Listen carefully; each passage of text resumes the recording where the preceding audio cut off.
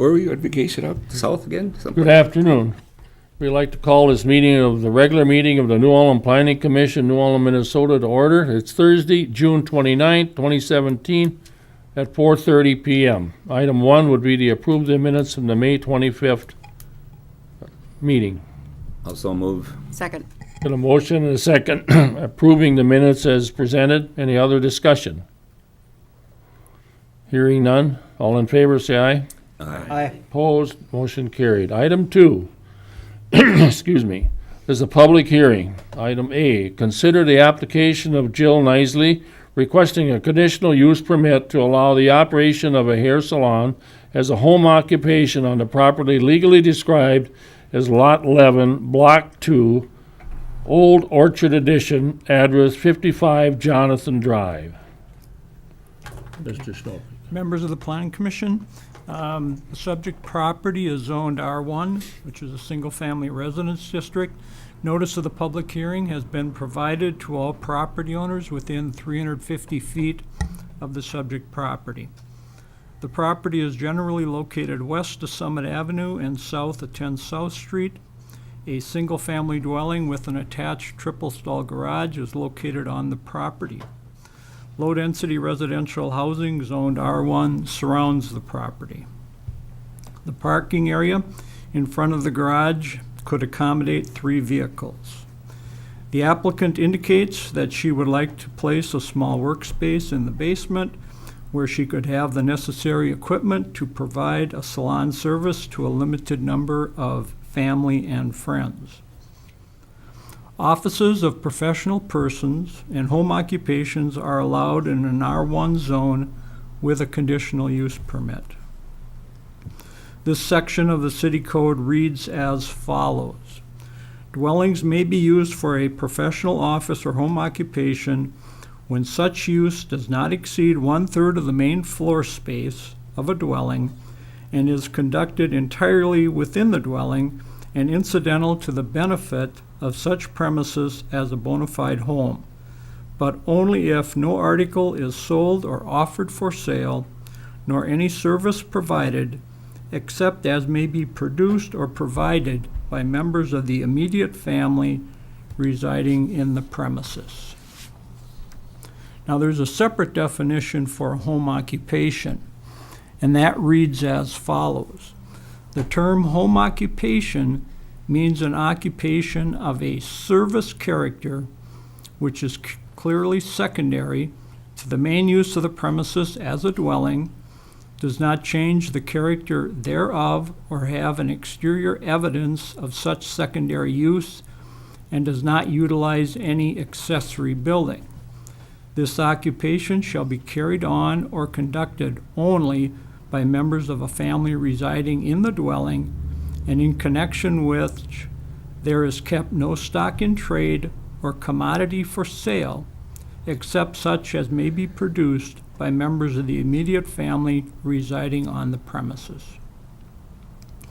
Since 1977, the city has approved 14 conditional use permits for hair and beauty salons as home occupations.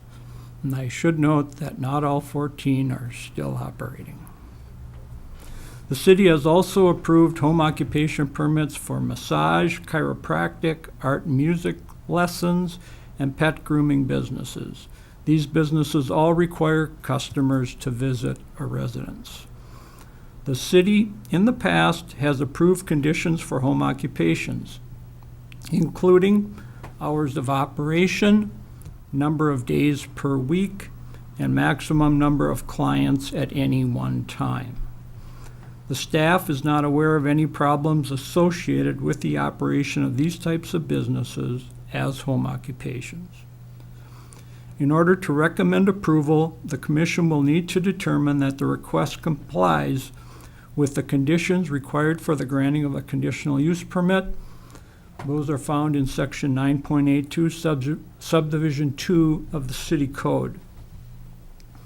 The reverse side of the application lists the 7 conditions and the applicant's response to them. So those are the criteria that the city has established for purposes of evaluating this request. An eighth question asks, why should the city approve your request? The applicant's response was, this will have little or no impact in our neighborhood, and it will provide me the opportunity to provide a service to a small group of family members and friends. Next item has to do with protective covenants in the Old Orchard Edition. The lots within this subdivision are subject to private covenants. A covenant is a private right enforced by the property owners subject to the covenants. The city is not a party to the covenants, and the items are not imposed by the city. So covenants basically are enforced by the people that live within the subdivision. The city is not involved in that process. The information provided by Mr. Dwayne Witt has been reviewed by the city attorney. It was the city attorney's determination that if this request was a clear violation of the private restrictive covenants, he would advise the commission to consider that factor and would also recommend that the application be denied. He has found that the request is not a clear violation. As a result, the Planning Commission should focus on the regular criteria found in the city code in considering this request. Attached to the staff report is a copy of the application, a location map, an aerial photograph of the property, a ground level photograph of the property, and then a letter and protective covenants from Mr. Dwayne Witt. In addition, the staff has distributed to the commission 2 letters that were received today here at City Hall. One from Arlen Schultz and the other from Thomas and Dorothy Wilson. Recommendation. The staff would recommend approval of the request with the following conditions. That the applicant will pay the cost to record the permit with the Brown County Recorder's Office. Secondly, that the applicant will secure any necessary licensing from appropriate governmental units for the practice of cosmetology and the operation of a hair salon. And number 3, that hours of operation will not extend beyond 9:00 p.m. each day. I should note that the 9 o'clock hour is one that we have applied to other hair salon home occupation requests in the past. And in trying to be consistent, I thought that's why I included that. Staff would make this recommendation for the following reasons. Number 1, it is anticipated that a limited amount of customer traffic will be generated by this business at the residence. 2, there is an adequate amount of off-street parking. 3, the business is similar to other uses previously issued conditional use permits for home occupations. And 4, the request complies with the conditions required for the granting of a conditional use permit. That concludes the staff report. Okay, the next step it'll be is a public hearing, but before we get into that, we have one member of our commission that is requested to abstain from discussion or the decision process in this because he's a resident of that area. So that should be known up front, I'm and that would be abstaining. Cheryl. So we would approve that, and now we will open this as a public hearing, and the original requester, we'd like to have you step to the podium and shed any light on anything that you can add to or change from there, and then it'll be open to anyone else that wants to come and speak on it. I'm Jill Nicely. I applied for the conditional use permit. I currently own a salon in town. I've owned it for 8 years. We lost our daycare recently, and I simply just want the convenience to be able to do some people here and there as needed. It would be nothing advertised. It would be simply very few people. It would create little to no traffic.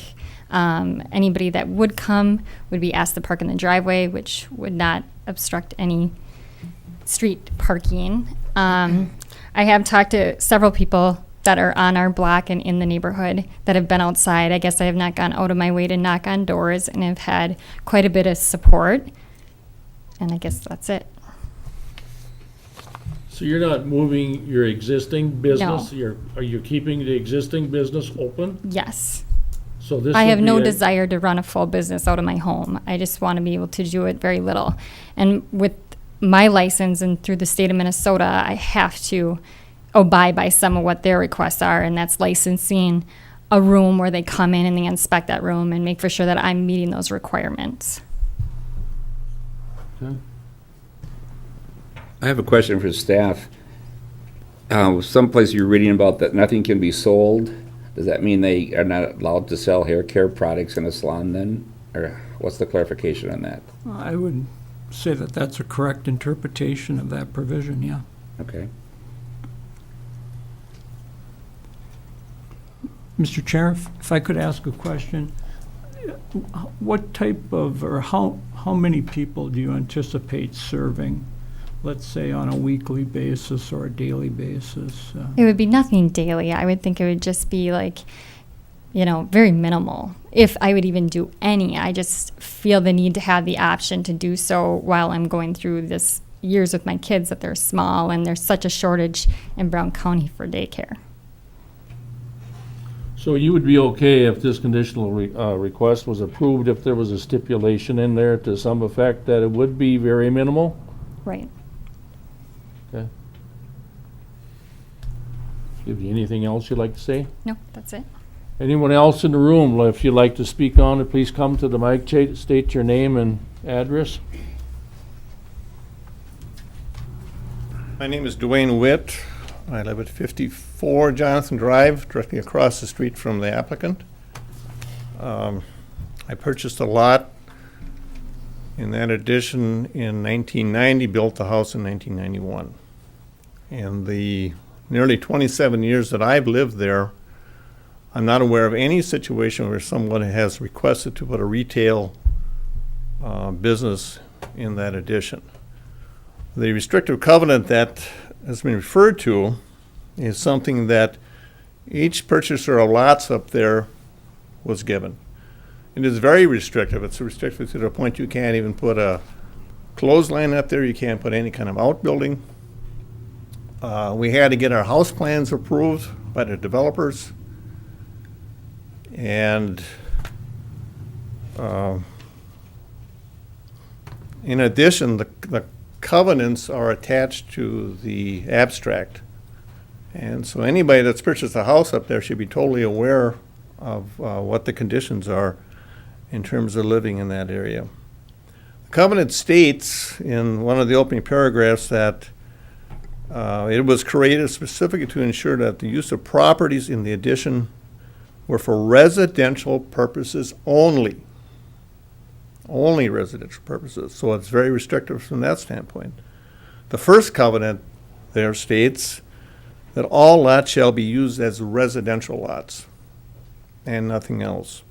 Covenant 8 states that nor shall anything be done thereon which might become an annoyance to the neighborhood, such as increased traffic, where clients can park, etc. I have a concern, whereas the applicant states that they will provide parking, that's all well and good. Jonathan Drive is a public street. And I know human behavior. I think where the first place that people are going to park is going to be in front of my house. And since this is supposedly going to be just an even business, I don't care to have cars parked in front of my house. I'm concerned from a safety standpoint if they're going to have people parking in their driveway. There's a lot of little kids in that neighborhood again. Generations have turned around. I'm concerned that somebody backing out of a driveway, not normally living up there, may not see a child. God forbid that a child get run over or even killed. And I think that's a factor that should be considered in there. I'm also concerned about precedents that could be set here. As I stated, I am not aware of any situation where anybody else has ever requested to put any kind of a retail business in that area. And I'm concerned that precedents could be set that somebody else is going to want to set up some kind of business. We have accountants in that area. What if they want to set up a tax preparation business in their home, which would draw clients in? We have legal people up there. What if they want to set up, maybe a branch of their legal office? And they're drawing in clientele. I believe the application is very vague as to the number of clients. What's a few? What are the days and hours specifically that's going to be impacting in this? And then what is to prevent the applicant in the future from expanding this business? Finding out, well, it's a real good deal here, working here, we'll expand more part-time hours, or even eventually going full-time. I know in case that hairdresser that my wife goes to works as a full-time business at home, and she admitted it's a very lucrative business because of all the tax advantages that you have. I stated the safety concerns, and I'll just reiterate that I would feel it would really be terrible if something would happen to one of the children. A lot of kids play in the street. Now, I know kids shouldn't be playing in the street. I understand that, but kids do that. That's just the way kids are. Again, residential areas are zone R1, and they're for the purpose of being residential. And my feeling is that's the way they should be kept. There are plenty of open retail spaces, and what confuses me about this situation is if the applicant already has a business, why do you need to have a branch of your business in your home? Now, if you didn't have any place else to have the business, I could maybe understand it to some degree, but so I think the focus should really be in this city to be keeping retail where retail belongs, keep residential where residential belongs. If I wanted to live in a retail area, I'd go rent an apartment on top of someplace in Minnesota Street. I didn't buy into that 27 years ago when I purchased that lot. It's a very nice neighborhood. It's the developers in there had a vision when they developed this area. And I think Old Orchard Edition, a lot of people, I'm not trying to portray this as us being snobs up there, but we really value that neighborhood as really being special within the city of New Ulm. And I'd hate to see this situation eventually snowballing into something where all of a sudden, it's not the nice neighborhood that we thought it was. I've heard comments of some people when they heard that somebody wanted to establish a hair salon or a hairdressing business at Jonathan Drive, they laughed. I thought it was really humorous. You can't be kidding me that somebody would want to set up a business in Jonathan Drive. I'm concerned about potential impact on property values. I think if businesses start getting established up there, and somebody wants to sell a house, I'm imagining you'd have to disclose the fact there's a business in your area there, whether or not you like that.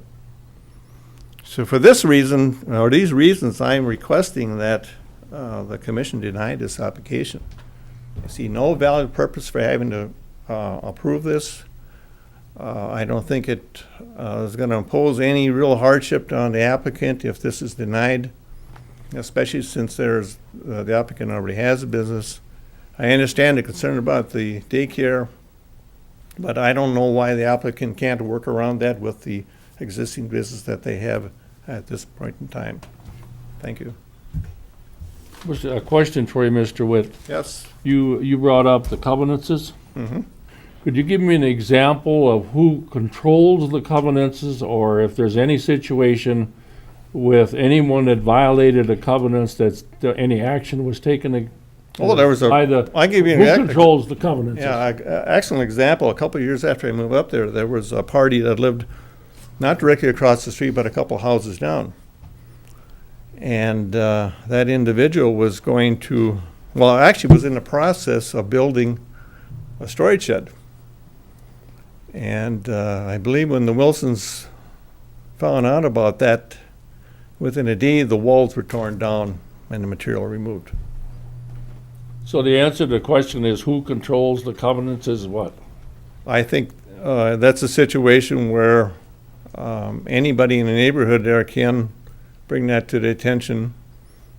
And I don't know if you have to really take legal action. I'm not a legal expert, and so I don't know if how you would go about imposing that. I would imagine you could take legal recourse with other residents in the area if they violated that particular facet of the covenant. But Well, I know Mr. Snowbury indicated that the covenants were not part of the city. You agree with that? City has no control over any of your covenances? I can't really speak to that because I know this is set up by the Wilsons and with the Fritchies. They were the original developers here. And, that may or may not be true. I really don't know what part of that they have there. I don't have a legal opinion on that. Okay. So I can't answer that part of it. Mr. Witt, I'm referring to a letter from the Wilsons, and his comment is, although none of the covenants specifically prohibit a home occupation, the covenant states that they are for purpose of ensuring the use of property for attractive residential purposes only. So the covenant does not specifically restrict a business. Do you agree with that? It maybe doesn't say that specifically, but I think it implies the fact, and in good faith when people purchase the property there. All of us that purchased lots and really built on there fully understood the implications of what you were buying into there. And I think anybody that purchases a home up there should as well. I think it specifically, it implies, it may not state it specifically, that a home business is not desired there, but I think in a good faith that people who live up there would want to buy by that. And I think that's part of establishing, having a good neighborhood, is that in good faith that people abide by what are in these covenants. Okay. I do have one more question. What would happen if she went and applied for this and she doesn't get it and she decides to do it anyhow? Are there any enforcements on the deal? How would we even know that? How would the neighbors know it? She's in good Well, faith. I guess the neighbors would find out probably by word of mouth. Not sure And then about if there's that. any enforcement, But the basically she's enforcement, coming forward in I good think there faith. could be legal recourse there. Because essentially, the way I read this covenant is, it's essentially a contract that you've entered into. When you purchase that lot, you are abiding by what that covenant calls out for. And I said, it even got to the point where we had to have our house plans approved by the developers, or you didn't build. They had to meet certain restrictions. And there. So I think that's part of a contract that you've entered into. And I think that applies also for people to buy the homes that have been previously owned. It's part of the abstract. It's right in the abstract. And I feel that's part of the contract you enter into when you purchase that home.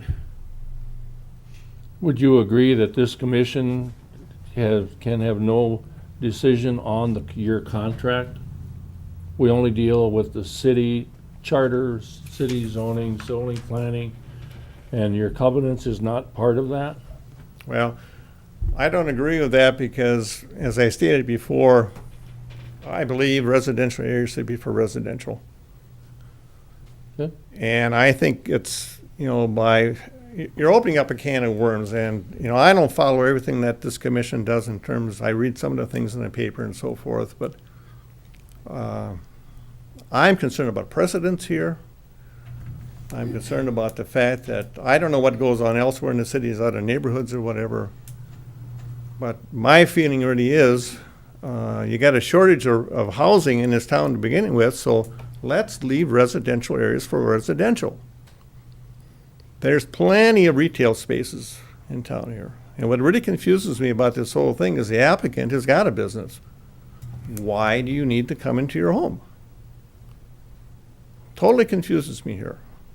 Now, I was not approached proprietor. The only thing I found about this, I was on vacation, I come home, I opened my mailbox, and here's his letter. I don't know a thing about this thing, Okay, that's why we're having a public hearing. yeah. Got anything else you'd like to add? No, I, just asking again that you deny the request. Okay. Thank you. Anyone else here wish to speak on the matter? If so, please step to the mic, state your name and address. Jill Nicely. I'm not trying to run a big business out of my home. It's a 10 by 12 room. I'm going by the rules simply to maintain my license, maintain a good license. It requires me to have the state inspect the area I do. Whether I do family or anyone, it still has to be in a place that's been inspected and state approved. Okay. We did approach Dwayne about this, and he did not want to discuss it with us. He did not have the time of day to talk to us. This isn't our dream to have a business in our house. We're trying to make ends meet because of the Good. lack of daycare. And this, having her at home, is the way we want to do it. Okay. I don't even currently work 40 hours now, so it's going to be nothing like that. It's going to be a couple haircuts, maybe a color when he gets home. It's going to be very little, and I honestly don't think anybody would know if I was doing it or not. It would be one car in our driveway at a time, no more than one. Okay. Anyone else wish to speak on the matter? Please step to the mic. This is a public hearing. This is your opportunity to speak for or against. Mr. Chairman, I have a question for staff. David, you mentioned the number of conditional use requests we had for businesses in homes. It was, what, 17 over how many past years? It was 14. 14. Just for hair salons. Okay. We've had many more than Over that. how many years was that? That was since 1977. Has there been any complaints on those? Not that I'm aware of. Not to my knowledge, I haven't received any.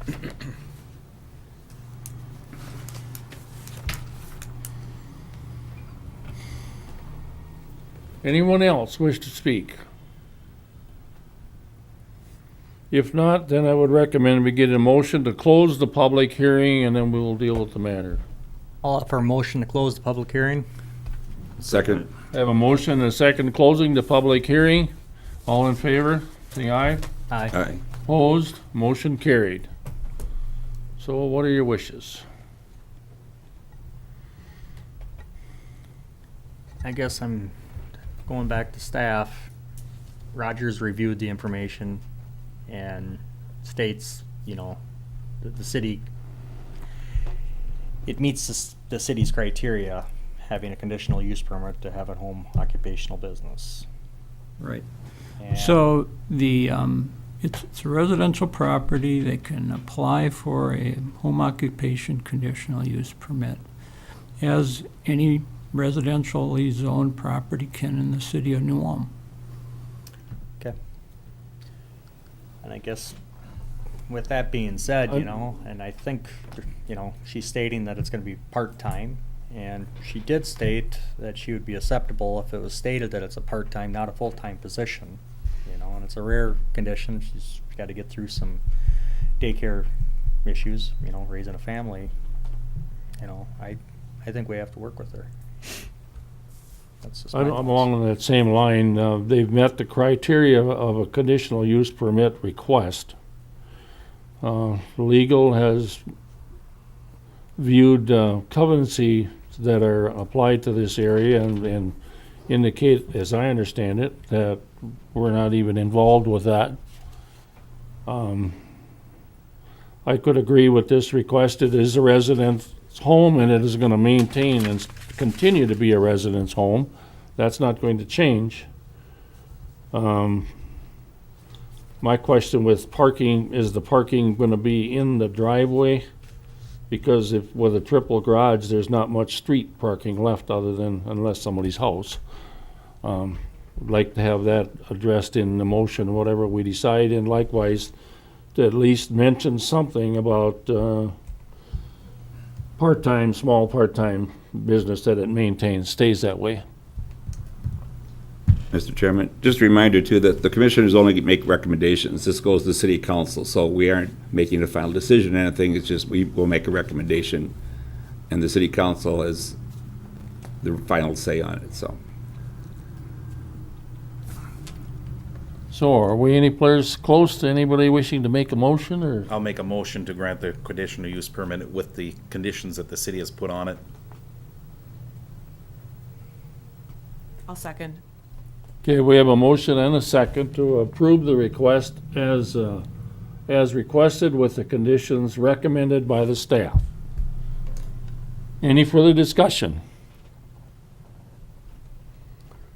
Hearing none. All in favor? Aye. Opposed?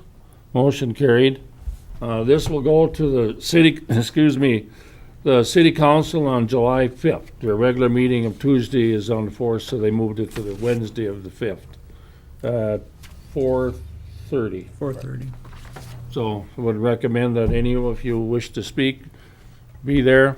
The council will be the ones that take the action. Okay, like Rod said, this is only a recommendation, so. Okay, thank you all for coming. Thank you.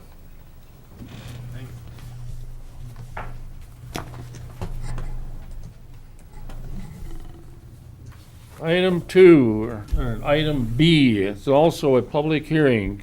Consider the application of John Gog on behalf of JMG Rentals, requesting a conditional use permit to allow the location of a fitness center and karate school on the property legally described as Lot 5, 6, and the front 85 feet of Lot 7, Block 3, north of Center Street, street address 319 to 327 North Front Street. Okay. The property is zoned I-2, which is a general industrial district. Notice of the public hearing has been provided to all property owners within 350 feet of the subject property. Property is located west of North Front Street and south of 4th North Street. Situated on the site is a single-family dwelling and 2 garages. 2 single-family dwellings have recently been removed from the property, and north side garage is located on the rear part of Lot 7. The property surrounding the site is zoned I-2. A mix of residential, commercial, and industrial properties surround the site. The applicant proposes to construct a 6,000 square foot building on the property to be used as a fitness center and for karate classes. Total lot area is 20,750 square feet. There is sufficient open space to accommodate the building's parking needs. A fitness center or a site for karate classes is not listed as a permitted use in the I-2 zoning district. Section 9.16, conditional use permit, subdivision 1, application of the city code reads as follows. Conditional use permits may be issued pursuant to the procedure laid out or set out in section 9.82 for any of the following.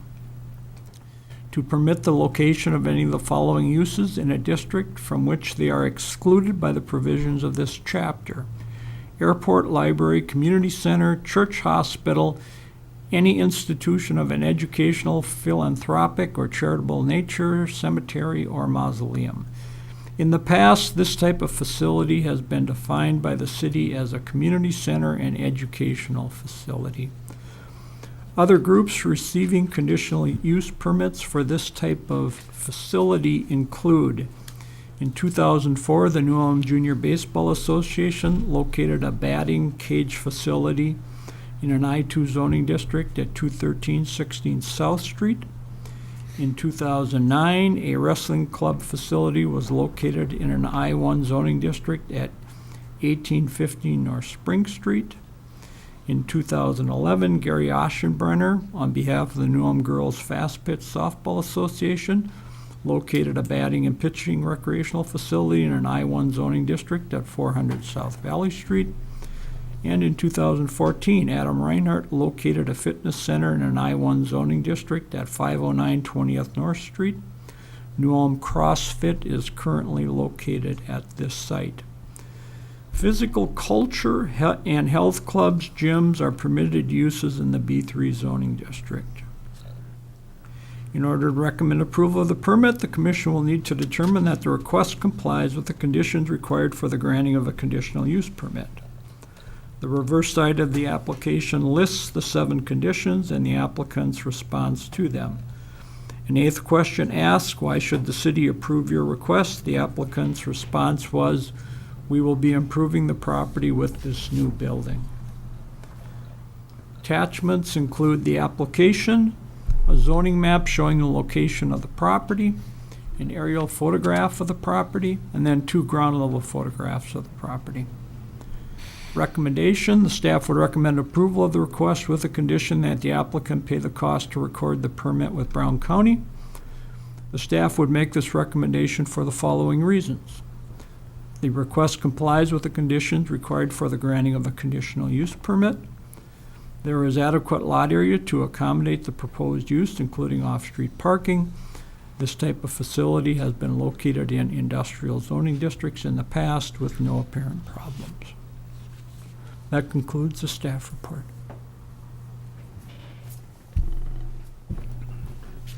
Anyone here? It's a public hearing. Anyone wish to speak on the matter? Step to the podium over here to state your name and address and Hi, Dave Fleck, 326 North Valley Street. And I speak not only for myself, but for certain other neighbors in the area who have concerns. As Mr. Schnobrick stated, this is a mixed neighborhood. There's several residences in that area. In those residences, there's a lot of small children. And our concern is, what traffic will this facility generate? That's a main concern. The second thing is, what type of fitness center is it? Something like Curves, where you got this thunderous noise coming day and night out of the place, where they crank the tunes up to dance by? And there was a third thing I can't think of right now, but those are the main issues at this point. You know, basically it's what the traffic will be, what the noise levels might generate, and wish I could remember what the third option, the third thing was. But we're not opposed to something going in there, but it's just to make sure that our neighborhood remains safe for the children, and that if you need to, you know, if you want to go to sleep at night, you can get to sleep at night. So keep that in mind if you would, please. okay. Okay.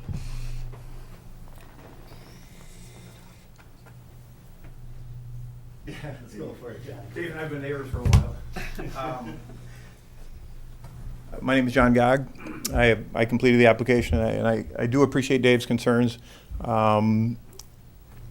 It's my impression that what we're going to do down there is not going to appreciably impact the traffic. I mean, I don't know if you've been down there when 3M gets a shift out, or the semis, or quite frankly, my business currently is running in excess of 40 vehicles a day already. So my experience visiting Snap Fitness is they have 2-3 people in there during the day at a time at the most.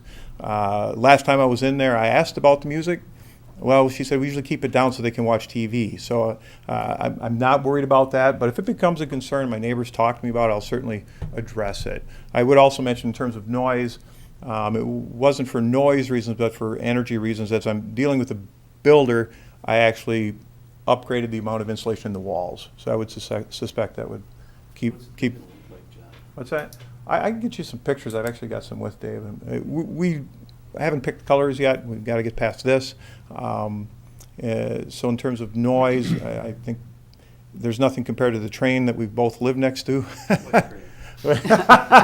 you don't hear the train eventually, but I am more than willing, and I think Dave has talked to me on a regular basis, that we certainly try to address our neighbors' concerns. We try to be a good neighbor. It is a very much a mixed neighborhood, and we want to do what's best for the neighborhood, and that's why I think this is a good fit personally. So I may have to get Dave a free membership, I think. Woo him.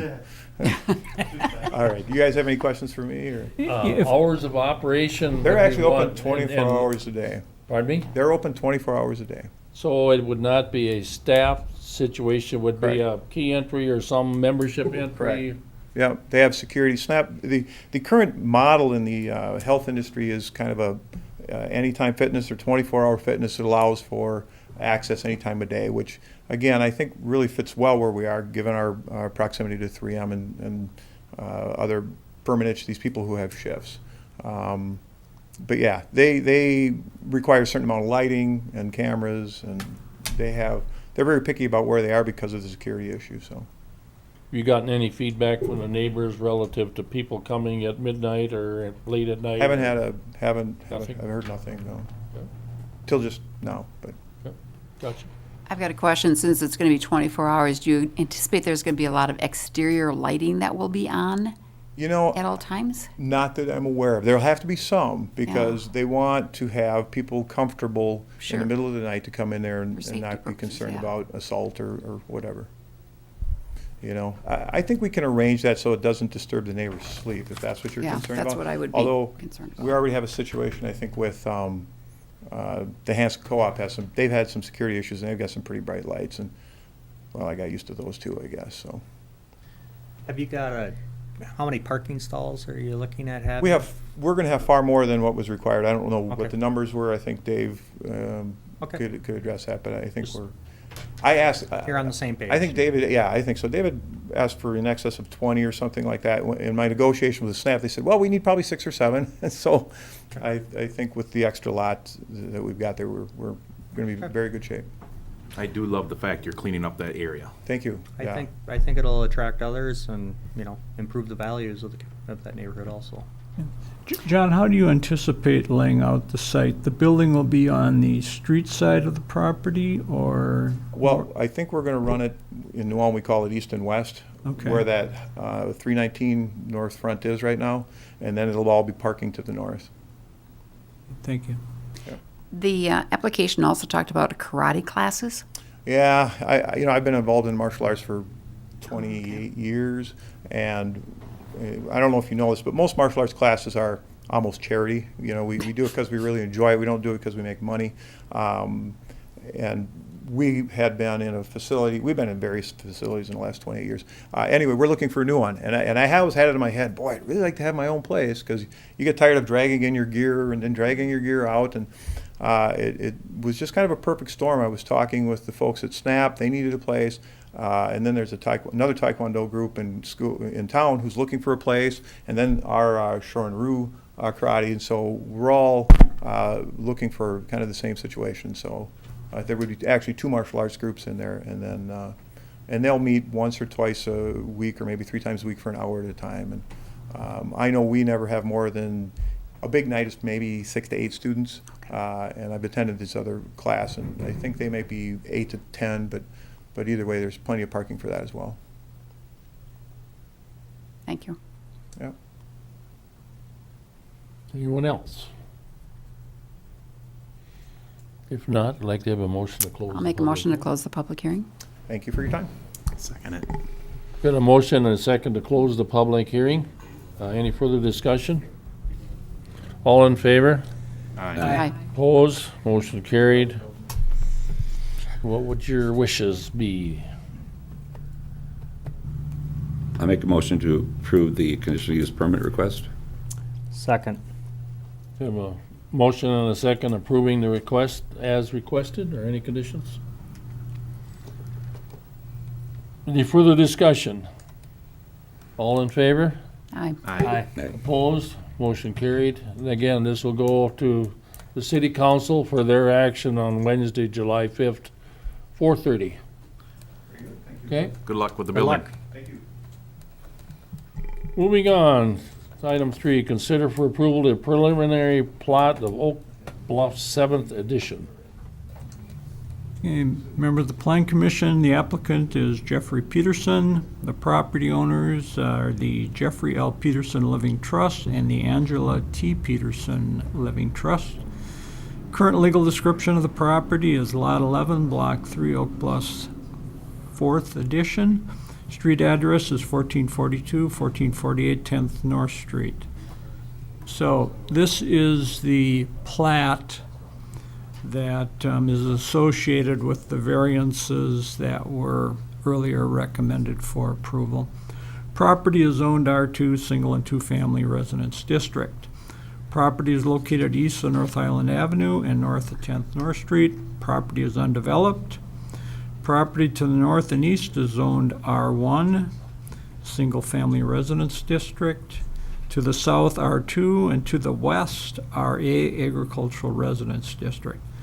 Property to the east is occupied by single-family dwellings. To the south, twin homes and single-family dwellings. To the west, it is farmed. And to the north, a stormwater pond and single-family dwellings. The plat would divide the lot into two parcels.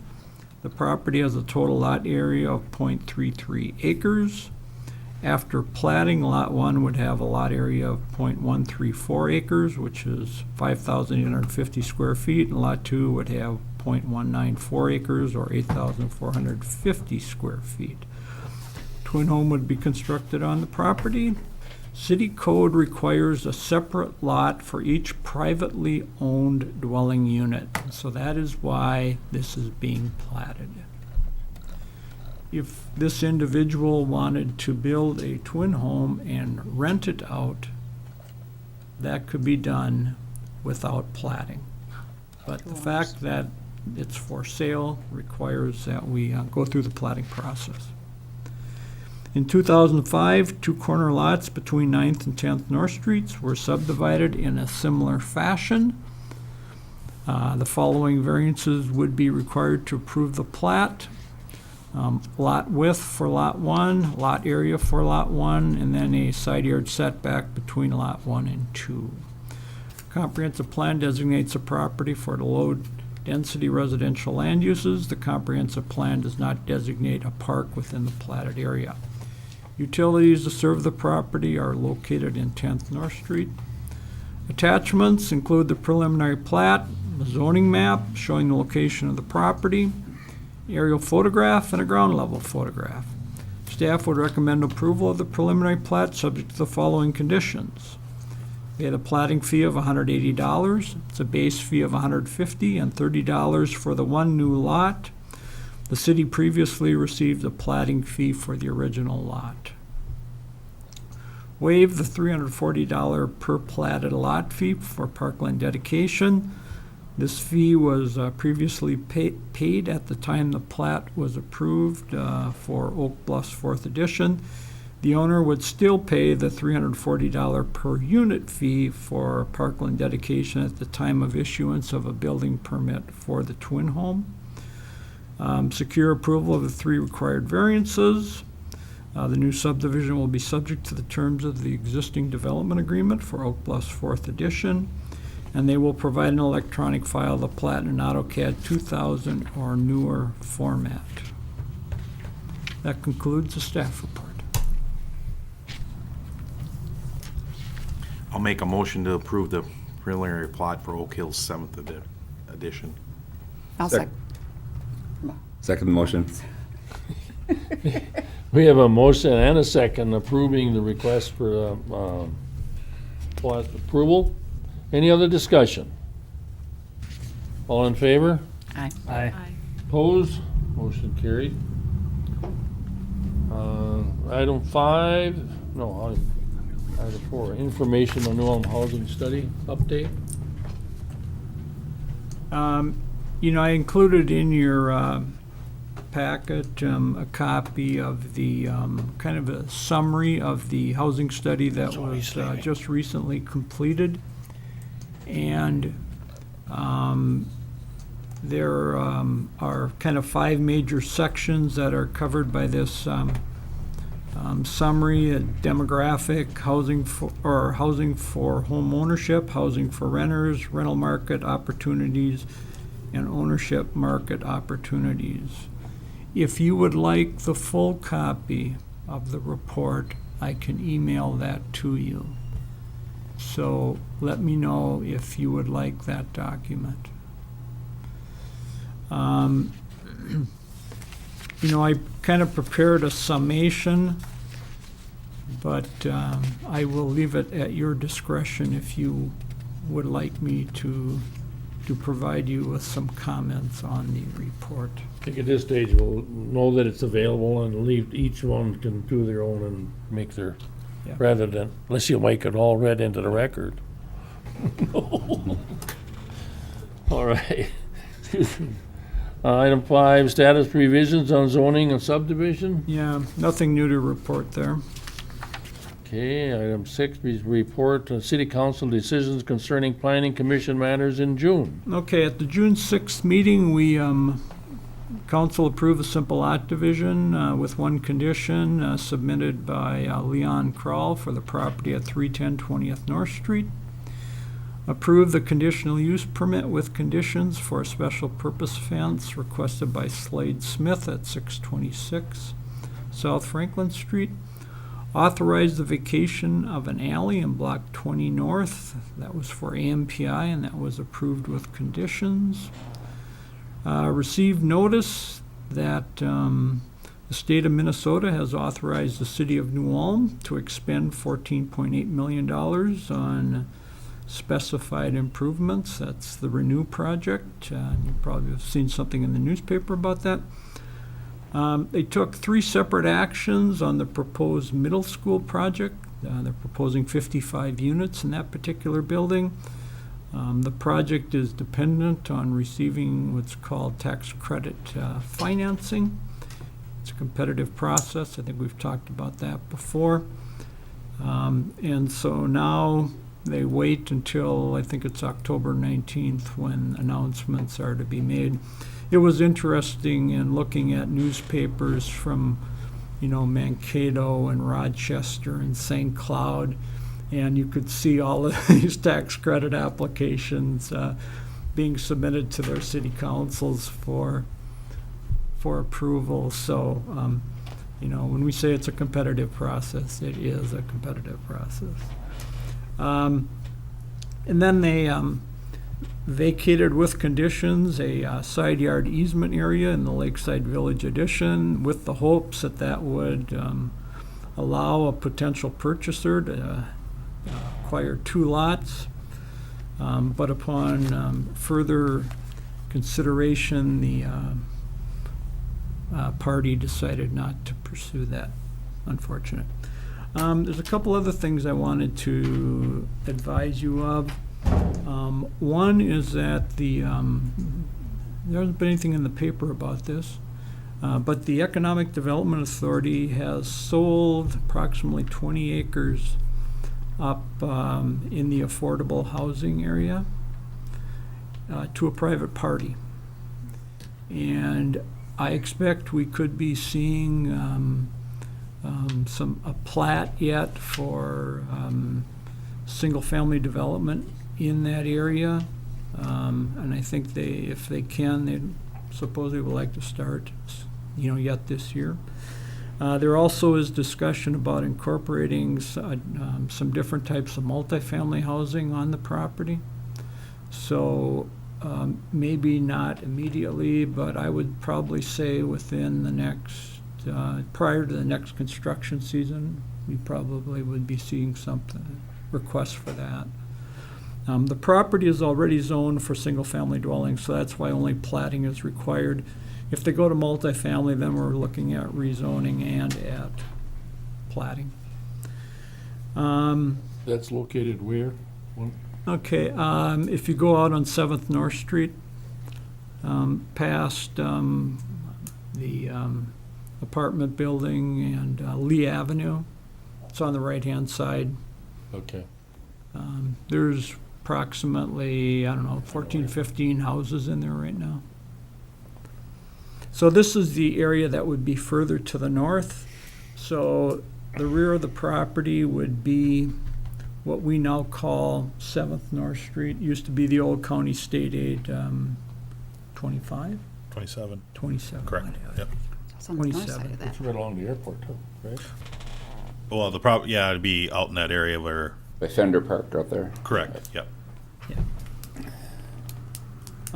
One other thing I wanted to note is that this time I sent out notice about the public hearings that we had received just because there was a prospect that you might be contacted about the particular request. I think in the future, what we're gonna do is whenever we get a request for a public hearing, we're gonna send out notice to you so that you're aware. What's going on? Because what we do is we then send out notice to all property owners. And if some of those people maybe know that you're a member of the planning commission, or if someone requests a mailing, or, a list of who's on the planning commission, so that way, hopefully, it'll just give you a heads up about what's taking place. Thank you. That's it. Heritage preservation, anything? We did receive a grant from the National Park Service to update our design guidelines for the downtown district. We just received that here this week. This week, beginning of this week. So we'll be working and proceeding with that. And otherwise, there was no other items brought forward. Okay. No other business? Meeting adjourned.